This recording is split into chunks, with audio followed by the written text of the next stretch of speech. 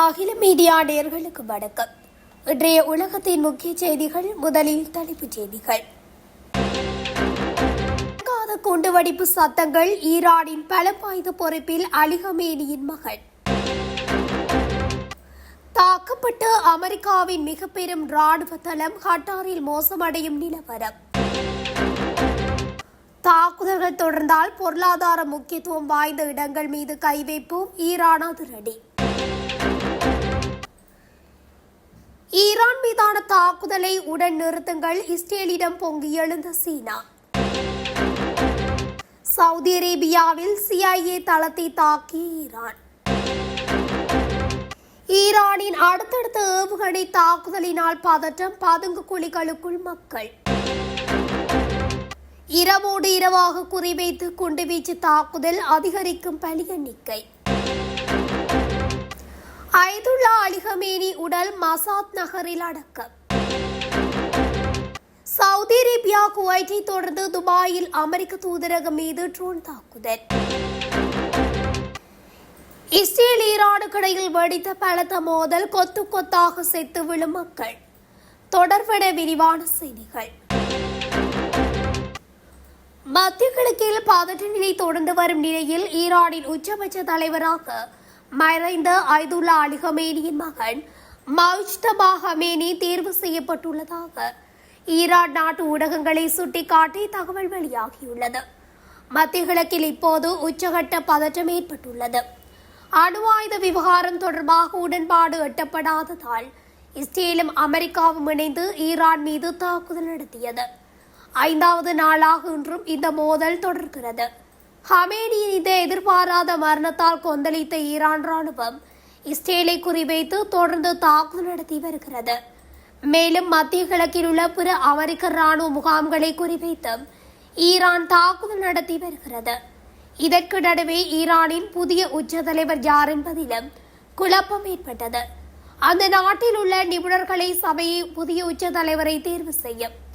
அதுவரை ஈரானின் இடைக்கால உச்ச தலைவராக அலி ரசா அராஃபி கடந்த சில நாட்களாக முன்பு நியமனம் செய்யப்பட்டார்.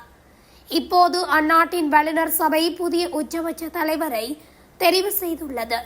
மறைந்த அயதுல்லா அலி கமேனியின் மகன் முஜ்தபா கமேனி ஈரான் நாட்டின் புதிய சுப்ரீம் லீடராக தேர்வு செய்யப்பட்டுள்ளார் என செய்திகள் வெளியாகியுள்ளன.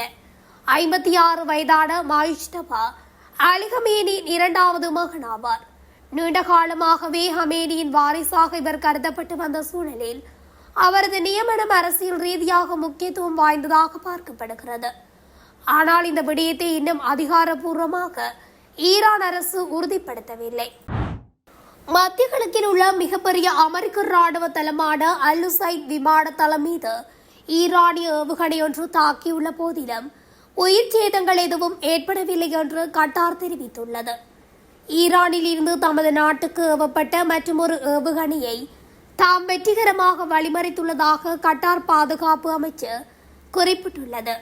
இதேவேளை ஈரான் இஸ்லாமிய புரட்சிகர பாதுகாப்பு படையுடன் தொடர்பு வைத்திருந்ததாக சந்தேகிக்கப்படும் 10 பேரை தாம் கைது செய்துள்ளதாக கட்டார் அறிவித்துள்ளது.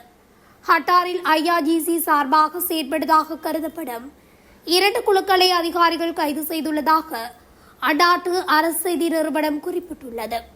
கைது செய்யப்பட்டவர்களில் 7 பேர் கட்டாரின் ராணுவ நிலைகளை உளவு பார்க்கும் பணியில் ஈடுபட்டிருந்ததாகவும் ஏனைய 3 ட்ரோன்களை பயன்படுத்தி சதி வேலைகளை முன்னெடுப்பதாகவும் நியமிக்கப்பட்டிருந்ததாகவும் தெரிவிக்கப்பட்டுள்ளது. முக்கியமான இடங்களின் வரைபடங்கள், தகவல் தொடர்பு சாதனங்கள் மற்றும் தொழில்நுட்ப உபகரணங்கள் என்பனவும் அவர்களிடமிருந்து மீட்கப்பட்டுள்ளன என செய்தி வெளியாகியுள்ளது. அமெரிக்கா இஸ்ரேலின் தாக்குதல்கள் தொடர்ந்தால் மத்திய கிழக்கில் பொருளாதார முக்கியத்துவம் வாய்ந்த அனைத்து இடங்கள் மீதும் பதில் தாக்குதல் நடத்தப்படும் என ஈரான் ஆயுதப்படைகள் அமைப்பின் தலைமை தளபதி இப்ராஹிம் ஜபாரி எச்சரிக்கை விடுத்துள்ளார். அமெரிக்கர்கள் தங்கள் பெரும்பாலான விமானங்களை சைப்ரஸில் நிறுத்தியுள்ளனர். அவர்களை வெளியேற்ற கட்டாயப்படுத்த நாங்கள் அங்கு பல ஏவுகணைகளை ஏவுவோம் என்றும் தெரிவித்துள்ளார். மேலும் தாக்குதல்கள் தொடர்ந்தால் மத்திய கிழக்கில் பொருளாதார முக்கியத்துவம் வாய்ந்த அனைத்து இடங்கள் மீதும் பதில் தாக்குதல் நடத்தப்படும் என குறிப்பிட்டுள்ளார். ஈரான் அணுவாயுத தயாரிப்பில் ஈடுபட்டிருப்பதாக கூறி கடந்த 28ஆம் தேதி ஈரான் மீது அமெரிக்காவும் இஸ்ரேலும் கூட்டாக தாக்குதலை தொடங்கின.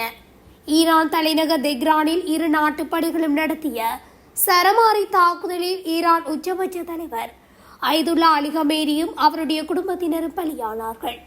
ஹமேனியின் மனைவி மன்சரே ஹொஜஸ்தே தாக்குதலில் காயமடைந்து கோமா நிலையில் இருந்தார். அவரும் சிகிச்சை பலனின்றி இறந்தார். அதற்கு பதிலடியாகவே இஸ்ரேல் மீது ஈரான் ஏவுகணை அலையலையாக டிசி தாக்குதலில் ஈடுபட்டது. மேலும் வளைகுடாவில் உள்ள அமெரிக்கா மற்றும் இஸ்ரேல் படைத்தளங்களை குறிவைத்து ஈரான் தாக்குதல் நடத்தி வருகிறது. ஈரான் மீதான தாக்குதலை பெய்ஜிங் எதிர்க்கிறது என்று சீன வெளியுறவு அமைச்சர் வாங் ஜி இஸ்ரேலிய வெளியுறவு அமைச்சர் கிதியோதன் சாரிடம் தொலைபேசியில் தெரிவித்ததாக சீன அரசு ஊடகங்கள் செய்தி வெளியிட்டுள்ளன. தெஹ்ரானின் நெருங்கிய கூட்டாளியான பெய்ஜிங் போர் நிறுத்தத்திற்கு அழைப்பு விடுத்துள்ளது மற்றும் கமேனியின் கொலையை கடுமையான மீறல் என்று கண்டித்துள்ளது. ஜாரிடம் பேசிய வாங், பேச்சுவார்த்தை மற்றும் ஆலோசனை மூலம் பிரச்சினைகளை தீர்ப்பதை சீனா ஆதரிப்பதாக கூறியதாக அரசு செய்தி நிறுவனமான சின்குவா தெரிவித்துள்ளது. சமீபத்திய ஈரான் அமெரிக்க பேச்சுவார்த்தைகள் வெளிப்படையான முன்னேற்றத்தை அடைந்து வந்தன. துரதிர்ஷ்டவசமாக இந்த செயல்முறை தாக்குதலால் தடைப்பட்டுள்ளது என்று வாங் குறிப்பிட்டார். அமெரிக்க இஸ்ரேலிய ராணுவ தாக்குதல்களுக்கு பெய்ஜிங்கின் எதிர்ப்பை மீண்டும் வெளிப்படுத்திய வாங், படை நடவடிக்கையால் உண்மையிலேயே பிரச்சினைகளை தீர்க்க முடியாது. அதற்கு பதிலாக அது புதிய சிக்கல்களையும் கடுமையான விளைவுகளையும் மட்டுமே கொண்டுவரும் என்று குறிப்பிட்டார்.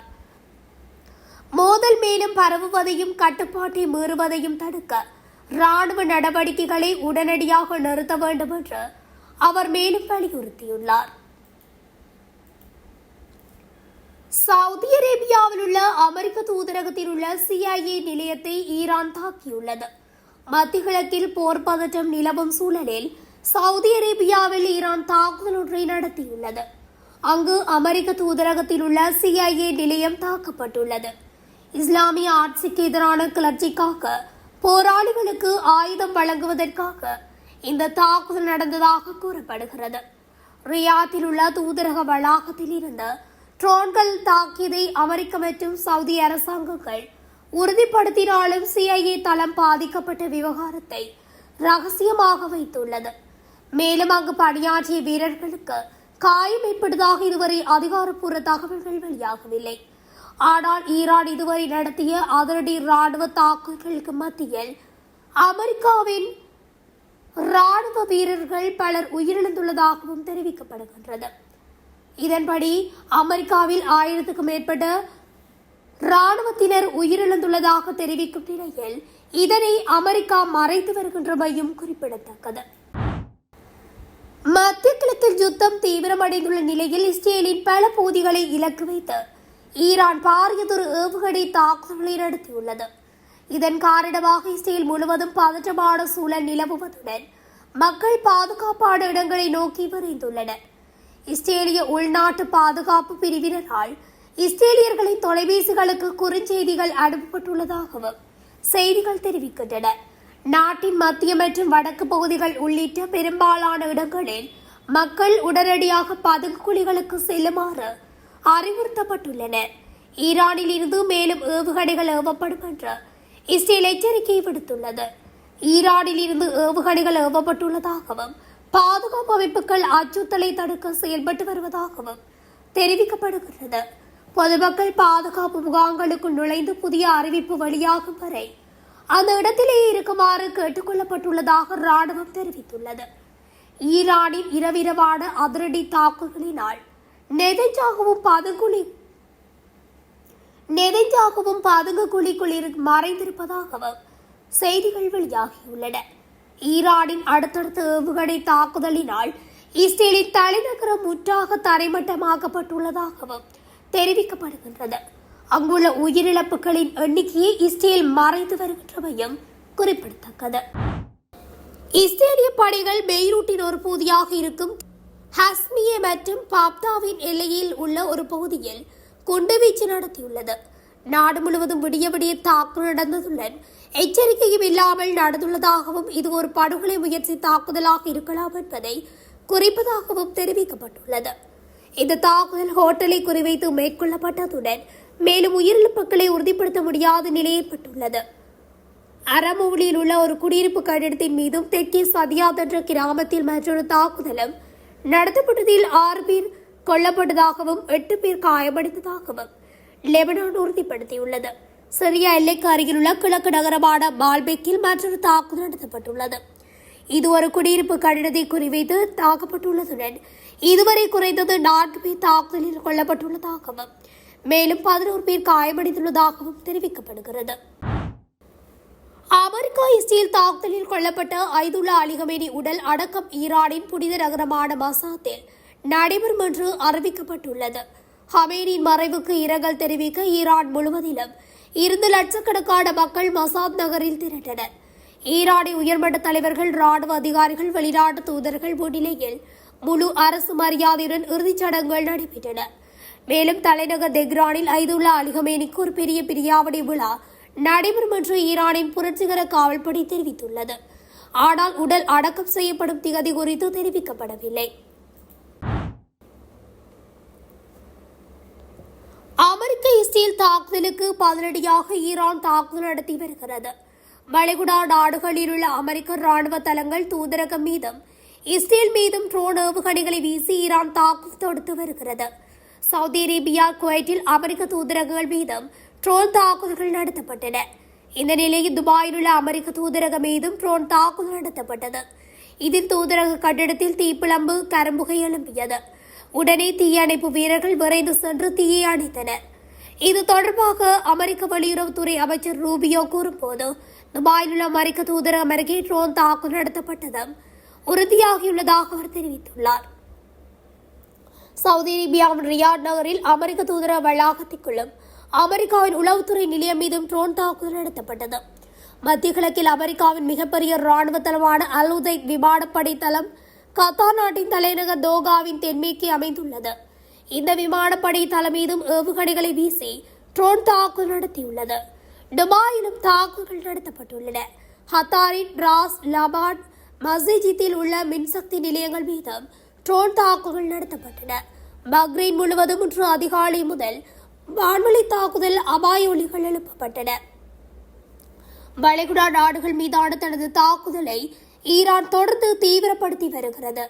இன்று Dubai, Abu Dhabi, Qatar, Saudi Arabia ஆகிய நாடுகளில் குண்டுவெடிப்பு சத்தங்கள் கேட்டுள்ளன. இதற்கிடையே சவுதி அரேபியாவின் பாதுகாப்பு படைகள் 9 ட்ரோன்களை இடமறித்ததாகவும் தெரிவிக்கப்படுகிறது. இஸ்ரேல் மீதும் ஈரான் தொடர் தாக்குதல் நடத்தியது. ஈரானில் இருந்து ஏவப்பட்ட பாலிஸ்டிக் ஏவுகணைகள் இஸ்ரேலின் ஜெருசலமில் விழுந்து வெடித்தன. டெலாவி நகரின் மீது ஏவப்பட்ட ஏவுகணைகள் இடைமறிக்கப்பட்டன. இதனால் இஸ்ரேலின் ஜெருசலேம் பகுதி முற்றாக பலத்த சேதமடைந்துள்ளது. இதில் சில பகுதிகளில் வெடிமருந்துகளின் குப்பைகள் விழுந்ததாகவும் தெரிவிக்கப்படுகிறது. இஸ்ரேல் முழுவதும் ஈரான் தனது தாக்குதலை மேலும் தீவிரப்படுத்தி வருகிறது.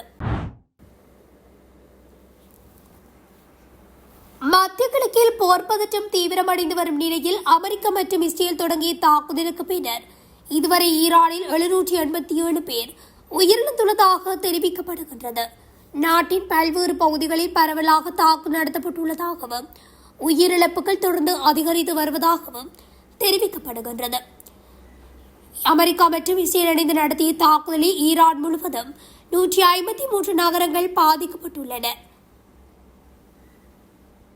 இந்த தாக்குதல்கள் குடியிருப்பு பகுதிகள் மற்றும் அரசு கட்டிடங்கள் உள்ளிட்ட பல இடங்களை தாக்கியதாகவும் தெரிவிக்கப்படுகின்றது.